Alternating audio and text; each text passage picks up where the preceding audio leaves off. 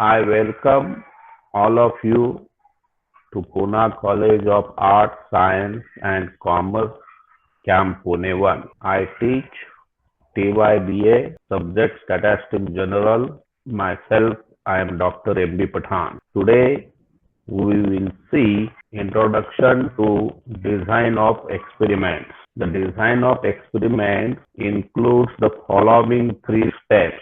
Number one, planning of experiment. Number two, getting relevant information according to the statistical hypothesis under study. Number three, making statistical analysis of the data.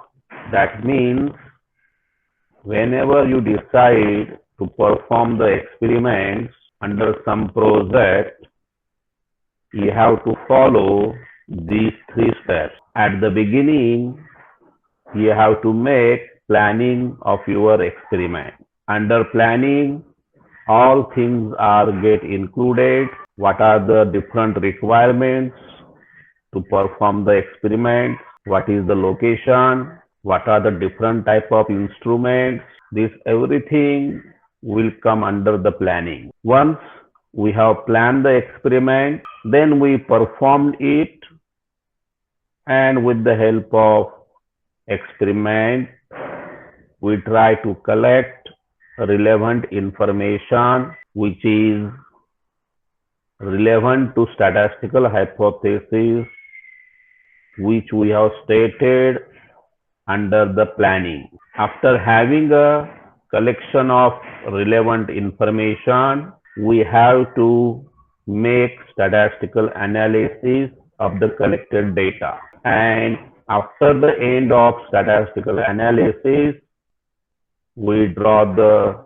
conclusion, we draw the inferences about statistical hypothesis, for what purpose we have conducted the experiment. So design of experiment contain these three steps: planning, collecting the relevant information, performing statistical analysis, and with the help of analysis, draw the valid conclusions related to statistical hypothesis. So we can define design of experiment in a compact form as the logical construction of the experiment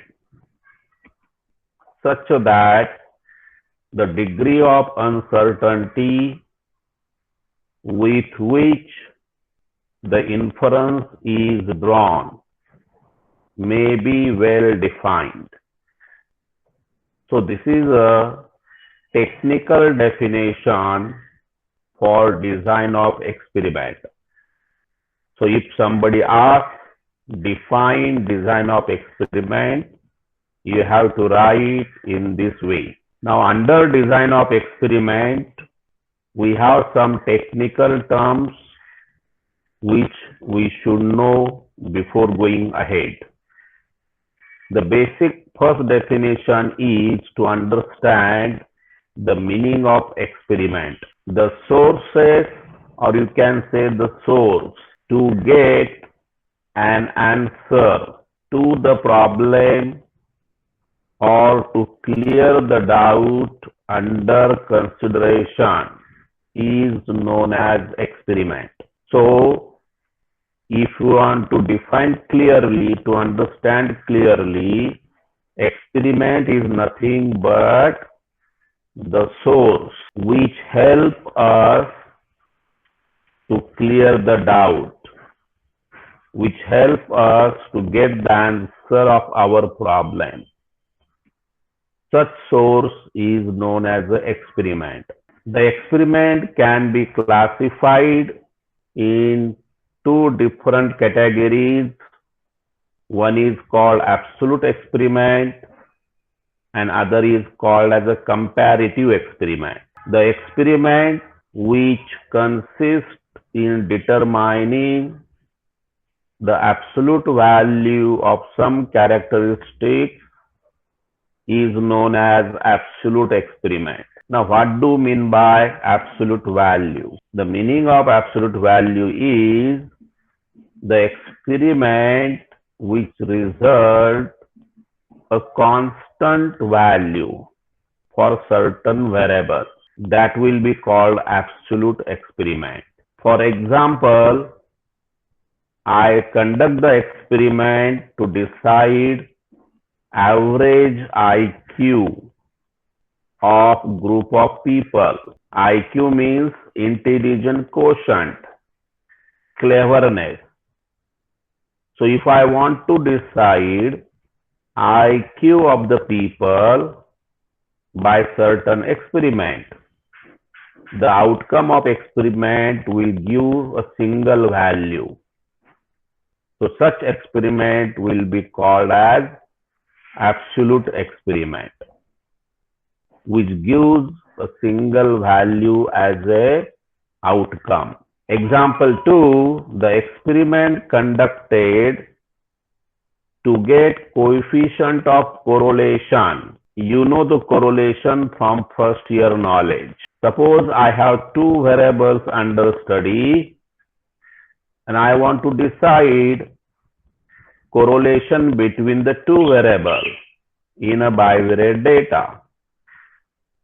We know that correlation is measured by Karl Pearson's coefficient of correlation, that is small r. So after collecting the data through experiment, I will apply the formula of coefficient of correlation and I will get single value for correlation. So experiment which gives a single outcome is nothing but absolute experiment. I think you understand it. Next, comparative experiment. The experiment which is designed, it is the second type of experiment. The experiment which is designed to compare the effect of two or more objects at a time is known as comparative experiment. Comparative experiment, we try to compare two or more objects in the same layout. That is called comparative experiment. The experiment conducted for comparison of different fertilizers. Now, fertilizer is used by farmers to increase the production of agriculture. So there are many fertilizers are available in the market by different brands, by different chemical compounds.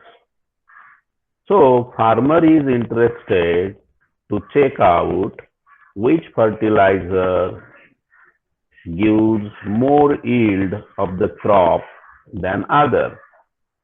So such experiment where we can compare different fertilizers in same layout. So this experiment is called as a comparative experiment because we are comparing the object under the layout. Another example is the experiment conducted to decide effective drug, that is medicine, in medical treatment. Similar to fertilizer, there are different medicines available in the market to control some type of disease. So which medicine is more effective to control the disease is also comparative experiment. So this is the end of topic about what is the experiment and type of experiment. So there will be a big question on this. Define design of experiment and explain different types of experiment. So you have to write in detail like this. Now we go for second term. This is the end of first term. What is experiment? What is the design of experiment? And what are the type of experiments? Now second term is treatments. The objects of comparison in a comparative experiment are known as treatments. For example, in agricultural experiment, the different fertilizers or different varieties of seeds are considered as a treatment. So if you take an agricultural experiment, effect of fertilizer, effect of seeds are nothing but a treatment. In medical field, the effect of medicine will be taken as a treatment. We apply the drug, we apply the medicine to the patient, and we see how many days it takes to recover from the disease. So medicine is nothing but a treatment for medical experiment. Fertilizer is nothing but a treatment for agricultural experiment. Type of seeds used for cultivation is nothing but treatment for agricultural experiment. Now, third technical term is experimental unit.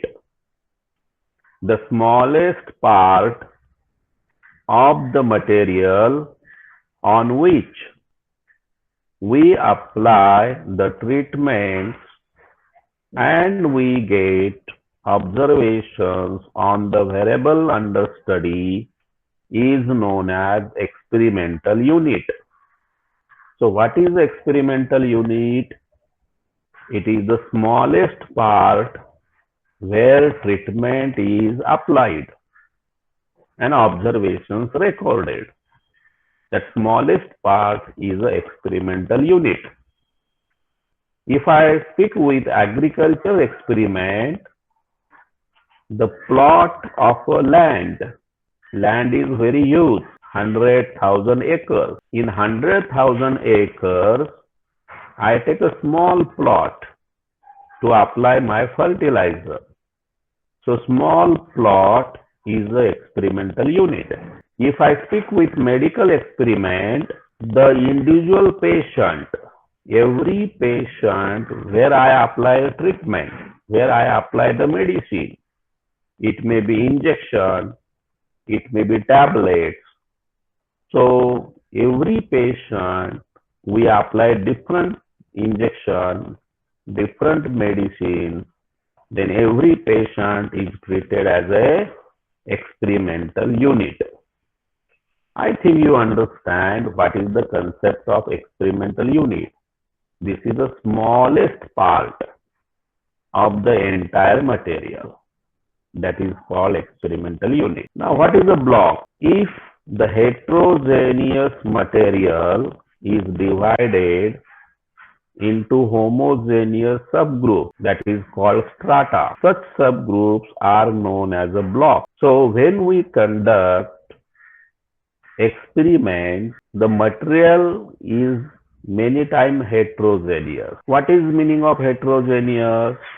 Heterogeneous means you are not getting equal response from each part of the material for a single treatment. Treatment is one, but the response from the material is not unique. It varies from one direction to other direction. Such material is called heterogeneous. So to conduct the experiment, our first step is to divide a heterogeneous material to the homogeneous. Homogeneous means giving an equal response from each part of the land. So the part which is a homogeneous is known as a block. That is to be remembered. So heterogeneous material divided to the homogeneous group. That homogeneous group is called block. Next is yield. The observation made on the variable under study from different experimental units are termed as yields. After applying treatment to the plot, to the experimental unit, then we get a record. That record is nothing but yield. For example, I apply the fertilizer to the land. I apply the irrigation, that is water, and after say 3 months or 4 months, I will get a yield of the crop. I may say rice, I may say wheat, I may say any other crop. So how much production you get from a plot, that is a yield. So yield is nothing but response of the treatment under the experimental unit. Next term is replication. The repetition of the same treatment, in the given material is known as a replication. So replication is synonym for repetition. Suppose I have 3 medicines to control the disease, A, B, C. I apply medicine A for 5 patients. That means A is repeated 5 times. I apply another medicine B for 7 patients. So B is repeated 7 times in the material. And suppose medicine C is given for 3 patients. So C is repeated 3 times. So repetition of a treatment in the layout is called as a replication. Why replications are important? Because if you repeat one thing again and again, the chance of error gets reduced. You can take your own example. If you study one subject only once and you appear for the exam, the marks obtained by reading one time subject, and if you repeat that subject suppose 3 times and then you appear in the exam, your result by 3 repetitions will be better as compared to marks obtained by only 1 repetition. And that is why when you conduct the experiment, repetition of treatment reduces the chance of having an error. That is the concept of replication in a design of experiment. We want to reduce error in the observation. That's why replications are important. Precision. The reciprocal of the variation of the mean is known as a precision. If we have variance, take the ratio of reciprocal. That is 1 upon variance is called as a precision. So what is the importance of precision? Precision gives the accuracy of the experiment. If precision is large, your experiment is better. And if precision is small, your experiment is not better. So, to get a better performance for your experiment, precision should be large. In other words, variation should be small, because precision is reciprocal. You can see, I write precision equals 1 upon variance of x bar. It is the mean performance of your experiment. And we know variance of x bar is sigma e squared by r. So this is the numerator, denominator, and its denominator become numerator. So precision become r divided by sigma e squared. What is R? R is nothing but replication. So formula easily says if you repeat experiment again and again, your precision will be more and more. And that is why if you want to get good outcome of the experiment, you make more and more repetitions. In this formula, sigma E square stands for error variance per unit. R stands for number of replications. So formula easily says replication increases, precision increases, directly proportional. Next term is experimental error. The variation in the observation from one unit to another unit in the same material which occurs due to random factors, non-assignable factors, is termed as experimental error. You can recall your SY Statistics General paper. Under statistical quality control, we have studied chance of causes of variation. So we have two types of causes. One is assignable, other is non-assignable. So experimental error is the variation in the observation from one unit to another unit due to non-assignable factors, which is not controlled by human being. You can minimize it, but cannot be zero. So experimental error always present, but our task is to minimize that variation. Such error cannot be controlled by human hand. Due to this is also known as allowable variation. It includes all type of variation which occurs due to number one, the inherent variability in the experimental material. That means the material under study has itself variation.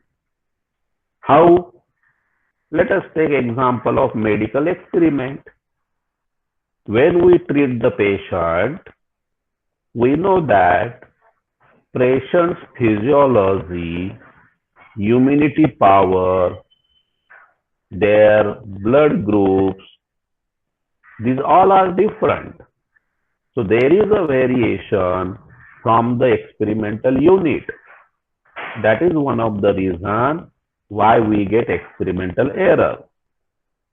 Second is the lack of uniformity in the method of conducting experiment. Now, what is the meaning of second? There is no uniformity in the conduction of the experiment.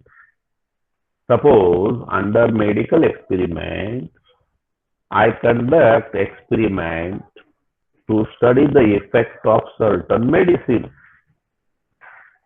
Now this experiment will be conducted by so many doctors, not only one doctor. So there is a variation from the experimenter who conduct the experiment. All doctors are not having same line of treatment. That's why there is a lack of uniformity, no similarity in the performing experiment. Number three reason why we get experimental error is the lack of representativeness of the sample to the population under study. When we study certain experiment, we are studying on the little part, not on the entire material. We take a little part of the material, we conduct the experiment and draw the conclusion. So, selection of a sample from the population, target population, is also one of the factors to provide experimental error. Next is uniformity trial, very important for performing design of experiment. A trial in which the experimental material is divided into small units and the same treatment, only one treatment is applied on each of the units and their yields are recorded. Such trial is termed as uniformity trial. So what do you understand from this paragraph? Trial is nothing but performing experiment. But how you perform the experiment? By the concept of uniformity. Uniformity means same thing to all. So here we perform experiment with one treatment which is applied to all the units of the material. And then we record the observation. Yield means observation. So such experiment is called as uniformity trial. What is the purpose of making uniformity trial? The reason is by using uniformity trial, we are able to divide heterogeneous material to homogeneous subgroups known as a block. So main purpose of uniformity trial is to divide heterogeneous material to homogeneous subgroups, commonly known as blocks. How we can do that? That is made by fertility counter map. By using recorded yields, we draw fertility counter map. This map gives us graphic picture of the variation of the material. The fertility counter map is obtained by joining the points of equal yields through lines. Hence, a uniformity trial is helpful to divide heterogeneous material into relatively homogeneous subgroups known as a block. It also helps to control experimental error. That is the second purpose. The uniformity trial also gives some idea about the size and shape of the plot of the material. So, after performing uniformity trial, we make record like this. Plot number 1. What is the observation? What is the production? Y1. Plot number 2. Corresponding production Y2. Plot number 3. Production is Y3. Plot number capital N. Production is Y capital N.